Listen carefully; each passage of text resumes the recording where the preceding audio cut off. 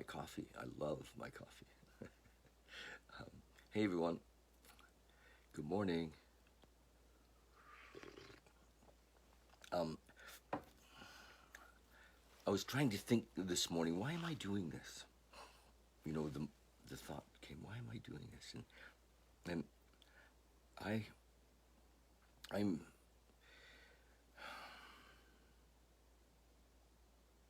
I see that if we're not actively, hey Jason, I see if in some ways, if we're not actively reaching out to this relationship with infinite intelligence, with Source, with God, if we're not actively reaching out in this relationship with God, that our the way we've been will kind of suck us back in. And there comes a point when the relationship is just a reality in our world. But in the early days of our awakening, we need support, and you know, it's easy to forget, and we start to think that our work is more important, or we start to think that, you know, that our recreation is more important, or that our community is more important, or we start to think that you know, even that our relationships are more important than our relationship with this infinite intelligence or Source. And when that happens, we drift back into those things, and it makes sense to ego. We say, well, of course my relationship with my wife and kids are more important than my relationship with infinite intelligence, God, or Source.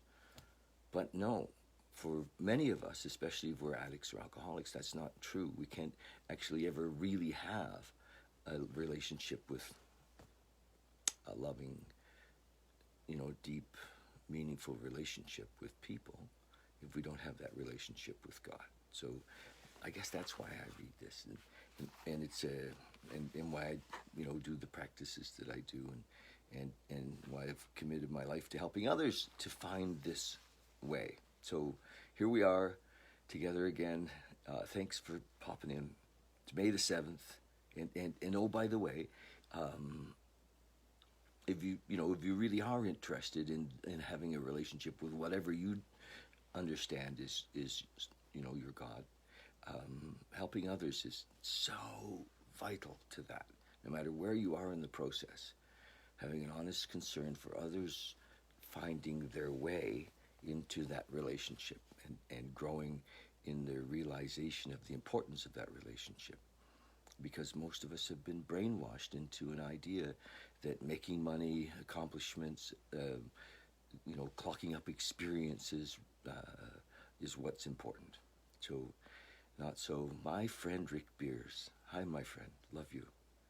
So here we are reading from the 24-hour-a-day book. And we've been doing this for only 7 days.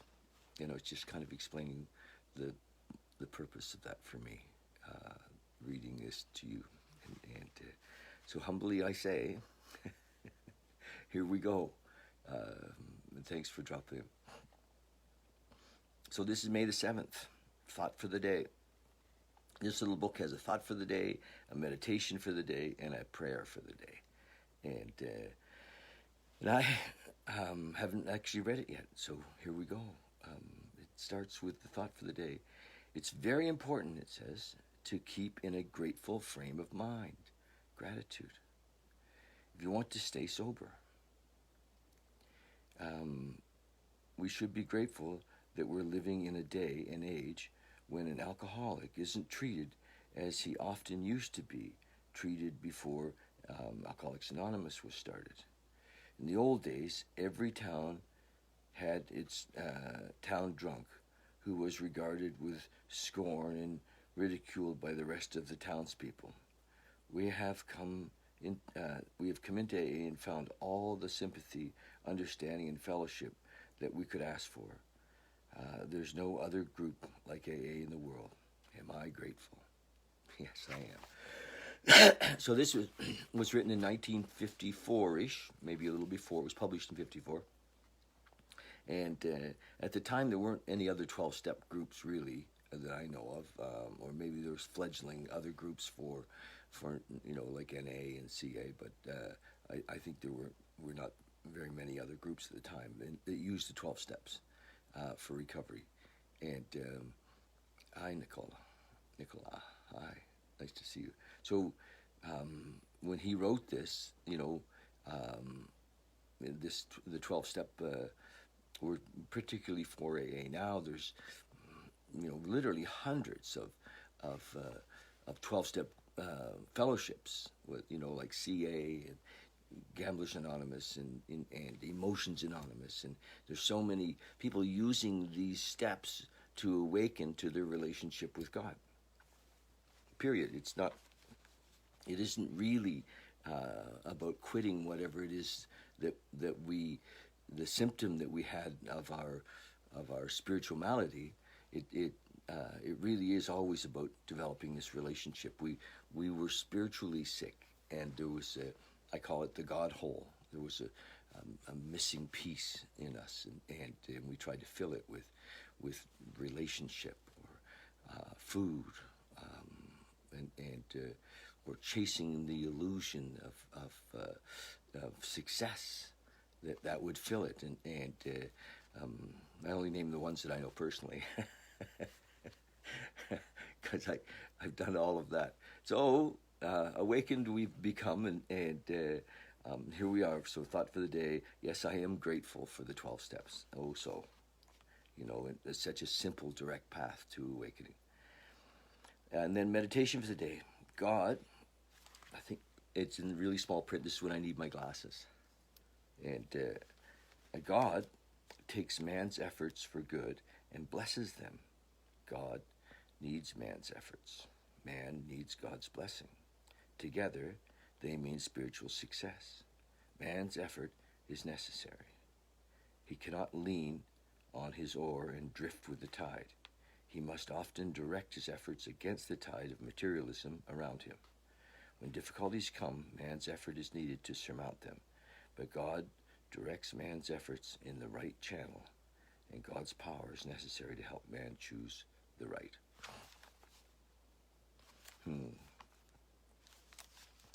It's interesting because we have a tendency in most writings, spiritual writings, to personify God, to make God into a character so that we can understand the concept of. But the idea of no beginning and no end,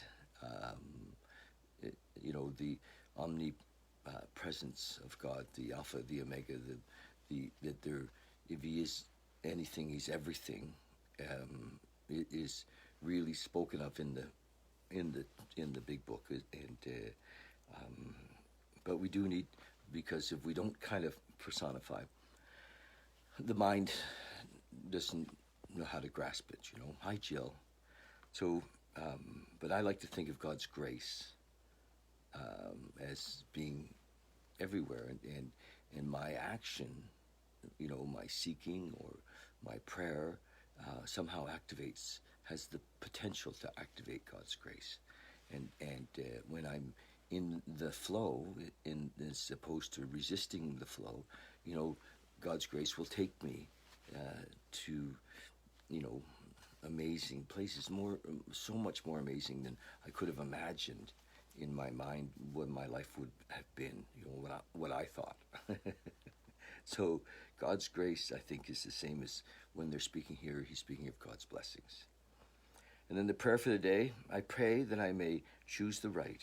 I pray that I may have God's blessing and direction in all my efforts for good. So it's interesting when we come into the 12 steps that our life, for those of us that get to stay, because so many don't actually get to stay, so many die. We lose so many, but those of us that get to stay, our life becomes about serving, and helping others to build this relationship and to help others, our fellows, to come out of the illusion that they can wrest satisfaction out of life if they only manage well. It's all the good management, and I mean, many of us have spent a lot of time studying management techniques, How do we manage our lives? And for us, for the real addict, for the real spiritually sick, no amount of management techniques worked for us. And you know, so we had to have, rely on God, and then we had freedom. We didn't have to, almost didn't have to be careful. We could love and life, and we could love people, and we didn't have to worry about being hurt, or because we didn't need anything. We're not coming from a place of need. We're coming from a place of sharing and giving. So there's no fear in giving. There's only fear in taking. And I know I lived there a long time. So anyway, that's it. That's my reading for the day. I love it. This is this little book called 24-Hour a Day Book. And thanks for popping in. And I love you guys. And that's it. One other quick little thing. I've been doing interviews, and I love to do them. If you have anybody that I could chat with online, we do it on Zoom, and then it goes out on Facebook Live, and always there's a spiritual basis to it, and I like to interview people who are serving in really passionately serving in their life.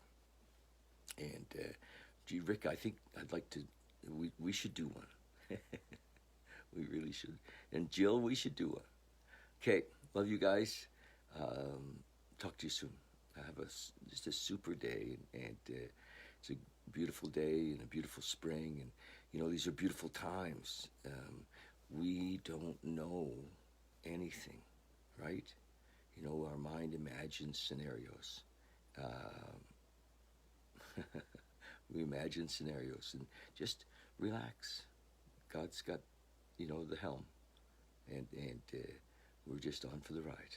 Okay, cheers. Thanks, Rick. Thanks for saying that. Okay, cheers. Bye, you guys.